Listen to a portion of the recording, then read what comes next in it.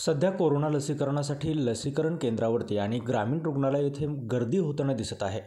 ही गर्दी टाळण्यासाठी आणि लसीकरणामध्ये सुसूत्रता आणण्यासाठी राज्याचे राज्यमंत्री नामदार प्राजक्त तनपुरे यांनी पंचायत समितीमध्ये कैलासवासी दादासाहेब तनपुरे सभागृहामध्ये बैठक घेतली।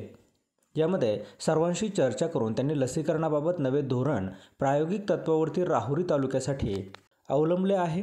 या नवीन धोरणानुसार दुसरा डोस ज्यांना घ्यायचा आहे अशा 45 वर्षांवरील लोकांना प्राधान्य देण्यात येणार असून येणाऱ्या लसीपैकी 70% साठा त्यांच्यासाठी राखीव ठेवला जाणार आहे अशी माहिती दिली। नगरपालिका तसेच आरोग्य विभाग अशा लोकांशी संपर्क करतील अशी देखील माहिती नामदार प्राजक्त तनपुरे यांनी दिली आहे। लसीकरणाचे 6 प्राथमिक आरोग्य केंद्रावरती लसीकरण केंद्र आहेत आणि 3 ग्रामीण रुग्णालय राहुरी, वांबोली आणि ताराबाद अशी 3 ग्रामीण रुग्णालय अशी 9 लसीकरण केंद्र आहेत। तर आपण लसी सध्या 45च्या पुढचा जो वयोगट आहे त्याला केंद्र सरकारकडून लसीचा पुरवठा होतो। दुर्दैवानं जेवढ्या आपल्याला हव्यात तेवढ्या लसी आज न येऊ शकल्यामुळं आणि नागरिकांचा देखील लस घेण्याकडे आता ओढा वाढत गेल्यामुळं मागणी खूप जास्त आहे पण पुरवठा खूप कमी आहे।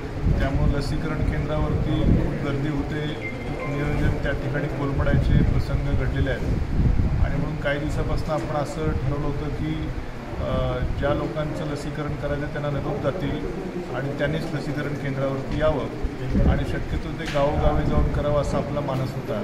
त्या अनुषंगानं पंचायत समितीमध्ये पंचायत समितीचे सभापती आणि सर्व सदस्य, नगरपालिकेचे नगराध्यक्ष आणि सर्व अधिकारी यांना घेऊन आज बैठक घेऊन याच्यामध्ये अजून काय सुसूत्रता आणता येईल का यावर आज आढावा घेतला आणि चर्चेअंती असं ठरलेलं आहे की दुसऱ्या डोसला प्राधान्य देणं गरजेचं आहे, कारण की बऱ्याचशा लोकांचे पहिले डोस होऊन गेले, त्यांना दुसरा डोस घ्यायला गर्दीमुळे म्हणा किंवा याच्यामुळे अडचणी येतात आणि म्हणून जो डेटा ह्या प्राथमिक आरोग्य केंद्रावरती आता उपलब्ध आहे त्या अनुषंगानं ज्या लोकांनी पहिली लस घेतली असेल त्या क्रमानं त्याच लोकांना निरोप देऊन बोलवावं आणि त्यांना प्राथमिकतेने दुसरा डोस द्यावा अशा प्रकारचं नियोजन करण्याच्या सूचना या सर्व संबंधित अधिकाऱ्यांना दिल्या। आणि जे 18 ते 44 आता नवीन सुरू झालेलं आहे त्या 18 ते 44 हे फक्त त्या कोविन ॲप जे आहे त्याच्यावरतीच त्याचं रजिस्ट्रेशन होऊन 30 लोक येणार आहेत की तिथं मात्र काय फोन नंबर नाही किंवा असं काही बाकीचे यंत्रणा नाही।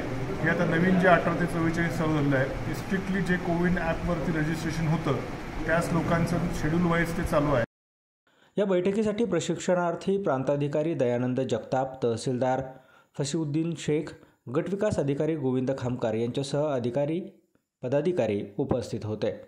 राजेंद्र उंडे, नवमहाराष्ट्र न्यूज, राहुरी।